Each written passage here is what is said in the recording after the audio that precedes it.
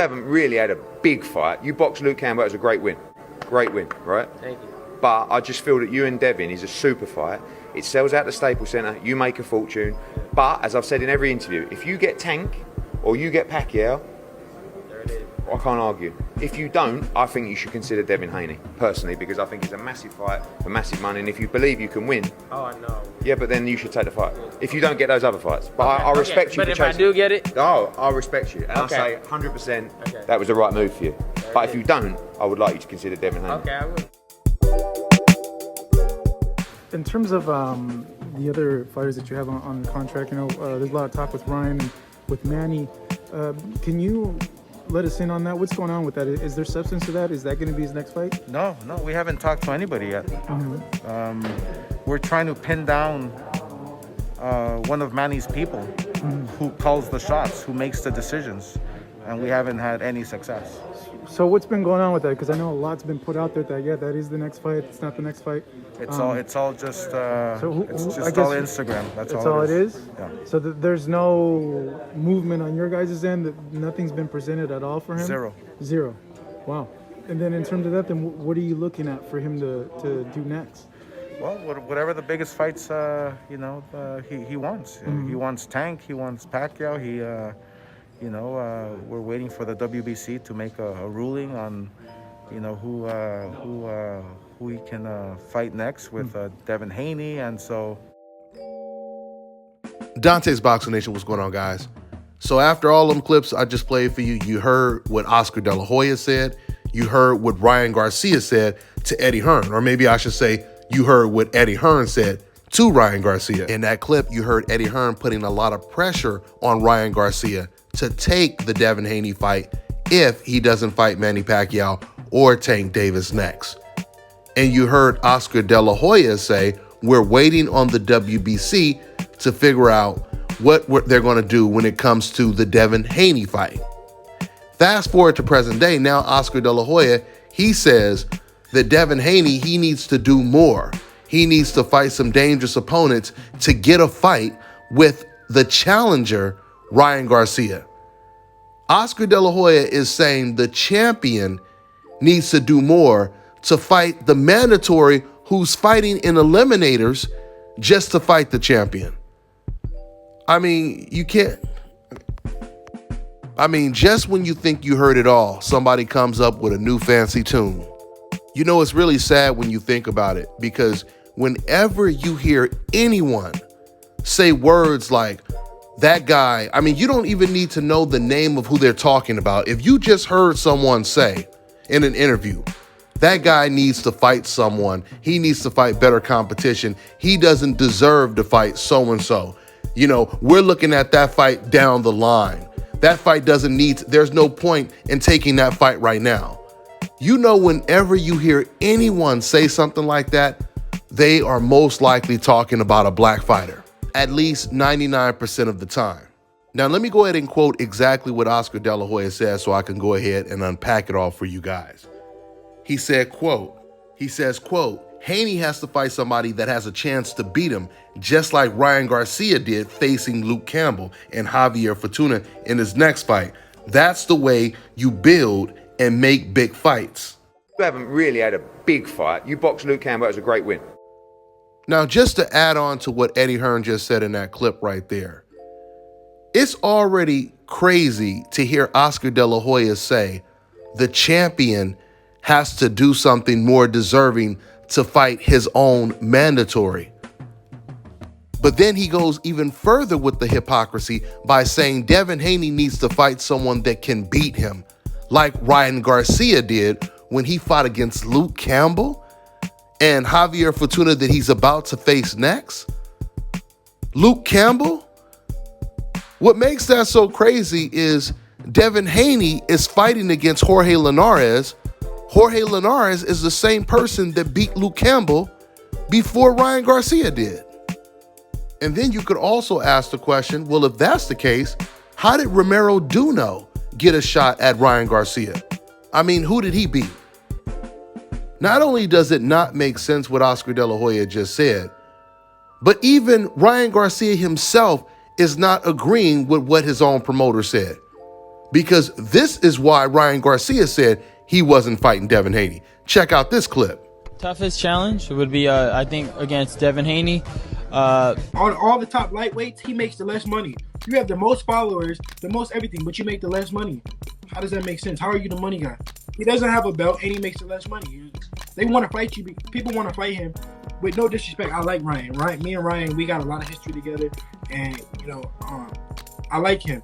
But they want to fight you because they feel like you have followers and you are the weakest link. That's what they feel. Okay, so you heard Ryan Garcia right there actually disagreeing with Oscar De La Hoya, telling Oscar the real reason why the fight is not happening, and telling the public because he believes Devin Haney would be the most difficult fight out of everyone in the lightweight division. And it's interesting, now what makes that so interesting is because right after he says that, then you hear Devin Haney say everyone believes that you are the weakest link. It's crazy because if you pay attention to what Teofimo Lopez, Devin Haney, Tank Davis, and Ryan Garcia, if you listen to what they have all said about each other in that bracket, they're pretty much telling us that they believe Ryan Garcia and Teofimo Lopez are the weakest links out of the four. Because Ryan Garcia said, and I played the clip on my previous video when he said it, not only did Ryan Garcia say he thought Devin Haney was the toughest out of the bunch, but he also said Devin Haney beats Teofimo Lopez and Tank Davis beats Teofimo Lopez as well. And Teofimo Lopez, he said Ryan Garcia may not be the best in the bunch, but he has a big following. So it's like he pretty much was saying that he felt Ryan Garcia was the weakest link. Once again, none of them are saying that Tank Davis or Devin Haney is the weakest link.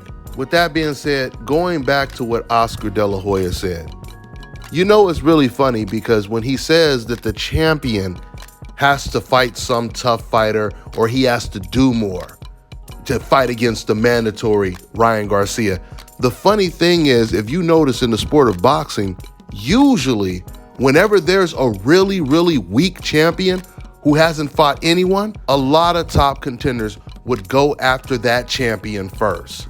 For example, Canelo Alvarez's first title shot, he fought against Matthew Hatton. Matthew Hatton, who's Ricky Hatton's brother, who didn't even actually fight at junior middleweight, but Canelo's people had him move up there so they could fight him for a title, right? Talk about not deserving a shot.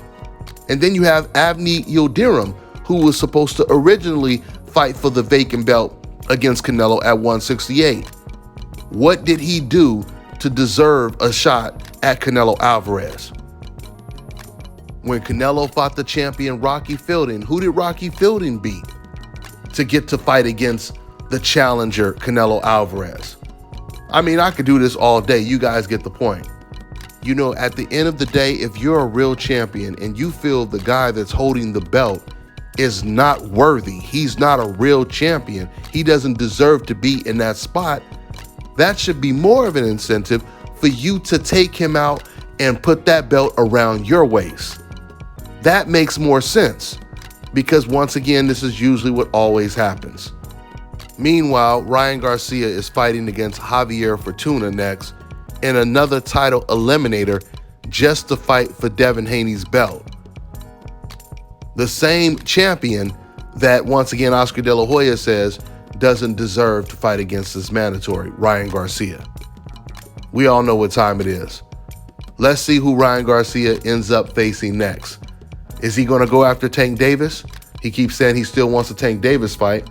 We'll see if that happens. Fellas, I've got some great news for you. That's all I got for now, guys. If I'm you on to lost the your hair or next have a one. receding hairline, the time has come when you can finally get your hairline back through a process called scalp micropigmentation. So here's how it works. It's a hair tattoo that replicates the look of your hair follicles when you have fully shaved it down. So to get this hookup, make sure you follow and contact my man Scalp Carolinas on Instagram. All right, now check this out, guys. If you're looking to repair eczema scars, burns and bruises, dark spots and blemishes, then this right here is the perfect product for you guys. It's called Elodiki Face and Body Oil. Athletes and top-ranking boxers, they're also using it after training to reduce swelling, inflammation, and to ease the pain. So get yours today. Go to elodiki.com, like them on Facebook, and follow them on Instagram. An important message from Youth Fountain Laboratory, makers of VasoFlux and VasoFlux for Men. If you're over the age of 35 and over the years you've eaten pizza, dairy foods, deli meats, or meats with fat, you are likely to have some degree of plaque buildup in your veins and arteries. This increases your risk of suffering a stroke or heart attack exponentially, and no one wants such a catastrophic event to occur. Introducing Blackout. Blackout is made of all natural ingredients proven to help dissolve clots in the blood, remove calcium deposits and plaque from the walls of veins and arteries, improve viscosity of the blood, improve elasticity of the veins and arteries, treat varicose veins, and prevent the reoccurrence of plaque buildup. For more information, visit Youth Fountain Laboratory at youthfountainlab.com or call 1-800-853-7856. And remember, to help unclog veins and arteries, get the Blackout.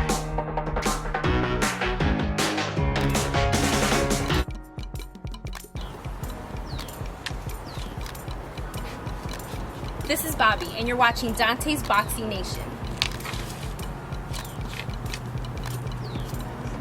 Love that.